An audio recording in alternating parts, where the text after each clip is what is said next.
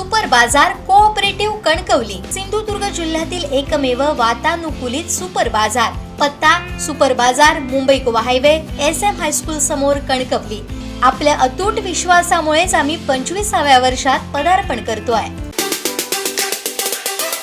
खरं तर नितीन गडकरींनी हा महामार्ग सुरू झाल्यानंतर आज जवळजवळ 14 वर्षांनी हा महामार्ग पूर्ण जाणार मेमध्ये म्हणून सांगितले आणि त्यांनी माफी पण मागितली।